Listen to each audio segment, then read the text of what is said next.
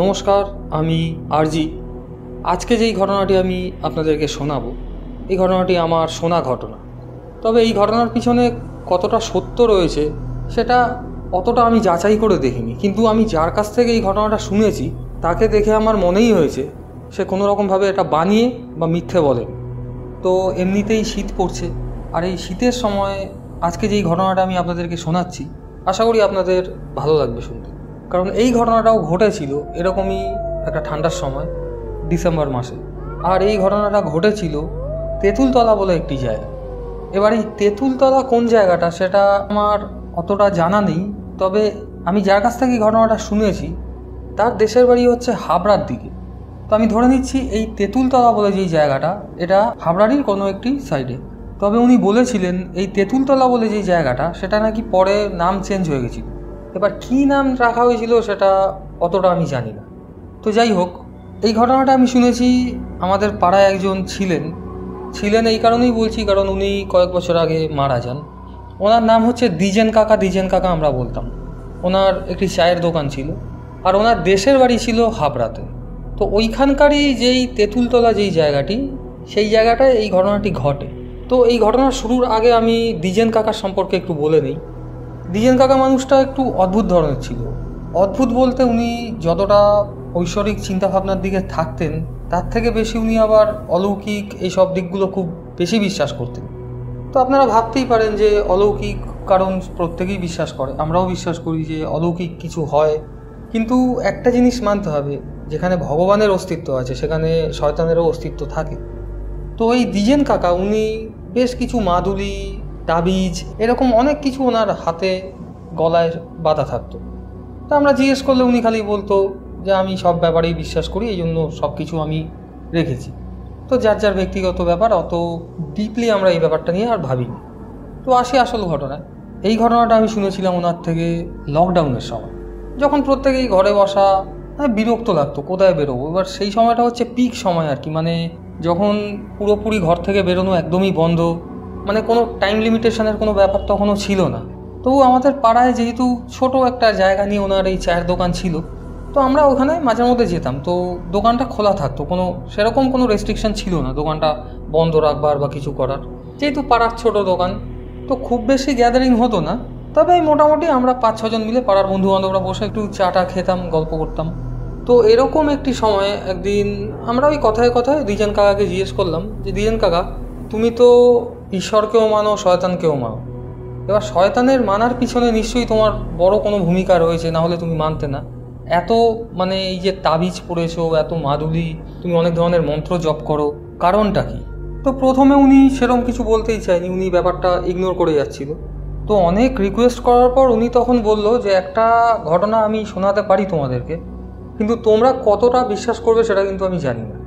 আমরা বললাম যে কেন বিশ্বাস করবো না, এবং তোমার মতো একজন বয়স্ক মানুষের থেকে তো আমরা কোনো ইয়ার্কি মজা আশা করব না, তুমি শোনাও, আমরা শুনছি ঘটনাটা। তো তারপর উনি বলা শুরু করলেন। উনি প্রথমেই বললেন এই যে এত তাবিজ, এত কিছু আমি গলায় পরে রয়েছি, হাতে পরে রয়েছি, এটা পড়ার পেছনের আসল যে রহস্য সেটা ঘটেছিল আমার কাছে 1970 সালে, 1970। তখন উনি হাবড়ায় ওনার দেশের বাড়িতে থাকতেন, এবং তখন ওনার বিজনেস ছিল হচ্ছে এই যে কয়লা, ইট কয়লা যেগুলো ছিল সেগুলো ভেঙে ভেঙে উনি লোকের বাড়িতেও দিয়ে আসতেন, এবং ওনার দোকান ছিল, ওখান থেকে অনেকে কিনতেও আসতো। এবং এই ঘটনাটা ঘটে এরকমই ডিসেম্বরের শীতের একটি রাতে, যখন একটি বিয়ে বাড়ির অনুষ্ঠান ছিল, এবং উনি ওখানে ওই কয়লার ডেলিভারির জন্য অর্ডার নেয়। এবং এই যে বিয়ে বাড়ির অনুষ্ঠানটা যেখানে হচ্ছিল সেটা ওনার দোকান থেকে অনেকটাই দূরে ছিল। এই যে তেঁতুলতলা বলে যেই জায়গাটার কথা আমি বললাম, এটা হচ্ছে ওই তেঁতুলতলা মাঠের ওপরে অনুষ্ঠানটা হচ্ছিল, এবং সেটা ওনার বাড়ি থেকে অনেকটাই দূরে। তো যাই হোক, এরকমই উনি অর্ডারটা নিয়ে ওনার ভ্যান গাড়িতে বেশ কিছু কয়লার বস্তা নিয়ে উনি ওই বিয়েবাড়ির রাস্তার উদ্দেশ্যে যাত্রা করে। তো যাচ্ছে বেশ শীতের সন্ধে, বুঝতেই পারছেন ঠান্ডা হাওয়া দিচ্ছে, এবং তখনকার সময় ওরকম পাড়াগাঁয়ের সন্ধে খুবই ঘুটঘুটে অন্ধকার যাকে বলা যায়। তো উনি যেতে যেতে দেখছে বেশ ফাঁকা মাঠ, ওই তেঁতুলতলার মাঠ যেটাকে বললাম, লোকজন কেউ নেই সেরকম, এমনি শীতের সময়। তো উনি কোনোরকমভাবে গিয়ে ওই বিয়েবাড়িতে ওনার যেসব কয়লা দেওয়ার ছিল সেগুলো নাবিয়ে টাকা পয়সা নিয়ে আবার যখন ফিরছে, ঠিক ওই তেঁতুলতলা যেই মানে যার জন্য নাম হয়েছিল, একটি তেঁতুল গাছ ওখানে ছিল। জানি না এই যেটা উনি বলেছিলেন যে সে কারণেই নাকি ওই জায়গাটার নাম হয় তেঁতুলতলার মাঠ।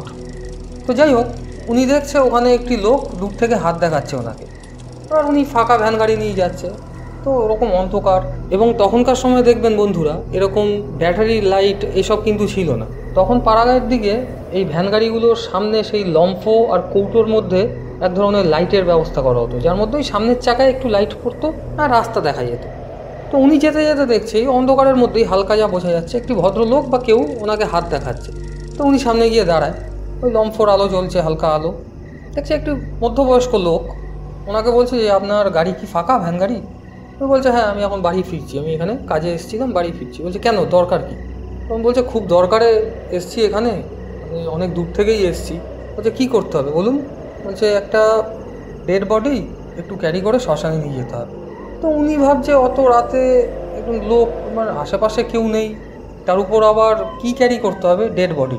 তো উনি বলছে যে এত রাতে দেখুন আমি তো বাড়ি যাবো, আর আমি ওসব কাজ করিও না, আমার নিজস্ব বিজনেস আছে, আপনি অন্য কোনো গাড়ি দেখুন। এবার ভদ্রলোক এত রিকোয়েস্ট করছে ওনাকে, এবার উনিও ভাবছে গ্রামের মানুষ কোথায় বা যাবে রাত্রিবেলা, যদি শ্মশানে নিয়ে যেতে হয়, যাই একটু হেল্প করেই দিই। তো উনি বলছে কী করতে হবে তাহলে, শুধু ডেড বডি দিয়ে আসলেই হবে তো শ্মশান অবধি? উনি বলছে হ্যাঁ, তা আর কিচ্ছু করতে হবে না, আপনি শুধু আমাকে একটু হেল্প করে দিন, অনেক দূর থেকে এসছি, কোনো ভ্যান গাড়ি পাচ্ছি।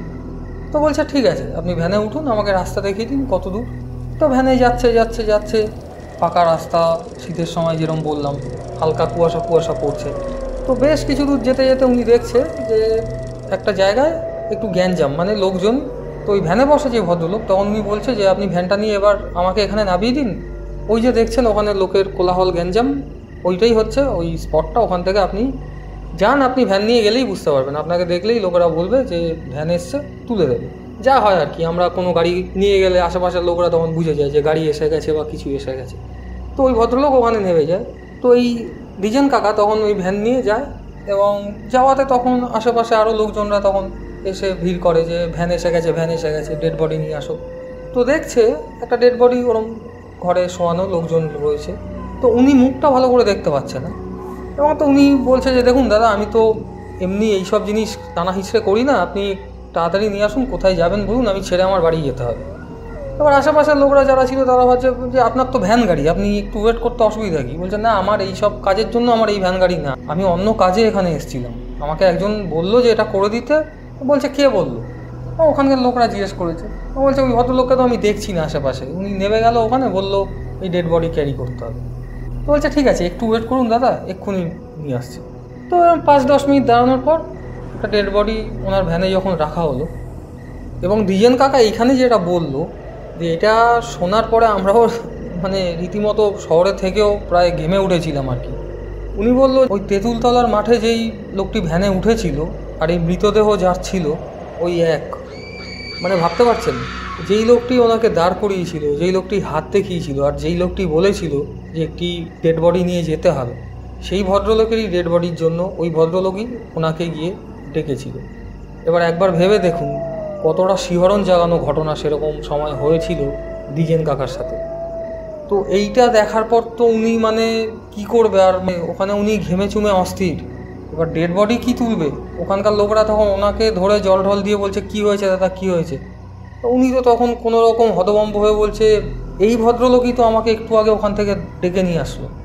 এবার আশেপাশের লোক যারা ছিল সবাই বলছে ওই জায়গাটার থেকে মানে কোথায়? এবার যেই শুনেছে তেঁতুলতলার মাঠ, তখন প্রত্যেকেই বলেছে হ্যাঁ হলেও হতে পারে, কারণ এই যে তেঁতুলতলার মাঠ যেই জায়গাটা, সেখানে নাকি অনেক ধরনের প্যারানর্মাল অ্যাক্টিভিটি এর আগেও ঘটেছে, কারণ ওই জায়গাটা নাকি একদমই ভালো না। এবং এই যে তেঁতুলতলার মাঠ যেই জায়গাটি, সেখানে নাকি এর আগেও বহু মানুষ গলায় দড়ি দিয়ে আত্মহত্যা করেছে, এবং সেখানে একটা অপবিত্র স্থান বলা যেতে পারে, এবং খুব কম লোকই সেখান থেকে নাকি যাতায়াত করতো সেই সময়। এবং এইটা ঘটার পর দ্বিজেন কাকা নাকি বেশ কিছুদিন অসুস্থ ছিলেন, এবং উনি নাকি রাতে স্বপ্নেও দেখতেন ওই ভদ্রলোক এসে নাকি ওনাকে অনেক ধন্যবাদ জানাচ্ছে আর কি, যে ওই সময় কোনো মানুষ যায়নি, উনি এগিয়ে এসে ওই ডেড বডি নিয়ে গিয়ে শ্মশানে রেখে দিয়ে এসছে। তো যাই হোক, এই ঘটনা ঘটার পর থেকে উনি এই যে জিনিসপত্রগুলো মানা শুরু করেছে, এই যে বিভিন্ন ধরনের অ্যাক্টিভিটি, মানে উনি বলেছেন যে আমি যেহেতু প্রত্যক্ষ একদম সামনাসামনি দেখেছি, সেই জন্য আমি এত ধরনের তাবিজ এত কিছু এগুলো পড়ে রাখি। কারণ আমার মনে হয় যদি এগুলো আমি খুলে রাখি তাহলে আজও হয়তো কোনো রকমভাবে কোনো ক্ষেত্রে ওই মানুষটি আমাকে এসে স্বপ্নে দেখা দিতে পারে। তো এই ঘটনাটা শোনার পর তো আমরাও রীতিমতো ভেবে উঠেছিলাম যে পাড়াগাঁয়ে সত্যি এগুলো ঘটে। আমরা হয়তো সিনেমায় দেখি, গল্পে পড়ি, আর সেরম কিছুভাবে কান দিই না যে শহরে এসব হয় না, শহরে থাকে না, এবং আমাদের এইখানে থাকে না বলে যে এইসব জিনিসগুলো হয় না তার কোনো মানে নেই। তো বন্ধুরা, এই ঘটনাটি কীরকম লাগলো কমেন্ট সেকশানে অবশ্যই লিখবেন। আপনাদের কাছে কোনো অভিজ্ঞতা থাকলে আমাদের সাথে শেয়ার করুন। আমাদের মেল আইডি ডেসক্রিপশন বক্সে দেওয়া রয়েছে। দেখা হচ্ছে পরের এপিসোডে এরকমই কোনো সত্য, ভৌতিক, অলৌকিক ঘটনা নিয়ে। ততক্ষণ ভালো থাকুন, সুস্থ থাকুন, শুনতে থাকুন আমার সঙ্গে আরজি রেডিও স্টেশন।